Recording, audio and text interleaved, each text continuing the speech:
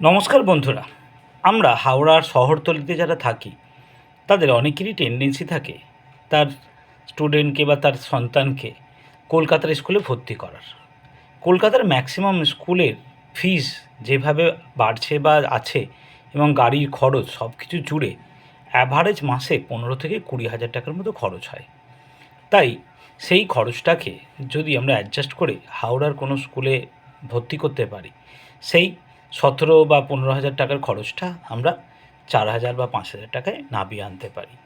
এইটা নিয়ে আমি একটা স্টাডি করে দেখছিলাম, যদি অ্যাভারেজ 17 হাজার টাকা করে মাসে খরচ হয় এবং 16 বছর ধরে যদি মাসে এই টাকাটা দেয়া যায়, তাহলে 1 কোটি টাকার মতো খরচ হয়। সেই টাকাটাকে আমরা যদি এসআইপির মাধ্যমে জমাতে পারি, তাহলে 3.5 কোটি টাকার মতো হয় এবং সেটার মাসে আর্নিং নিয়ার অ্যাবাউট 2.5 লক্ষ টাকার মতো পার মান্থ। প্রথম 10 বছর পাবে, তারপরের 10 বছর 5 লক্ষ টাকা, তারপরের বছর 10 লক্ষ টাকা করে পাওয়া যাবে। তাই সন্তানকে পড়ান, কিন্তু ভেবেচিন্তে পড়ান। যদি আপনার সন্তান ভালো হয়, পড়াশোনায় ভালো হয়, তাকে এনকারেজ করুন এবং খরচটাকে যদি ম্যানেজ করতে পারেন, তাহলে তার প্যাসিভ ইনকাম কিন্তু এখন থেকেই জেনারেট হয়ে যাবে। ভালো থাকবেন, সুস্থ থাকবেন।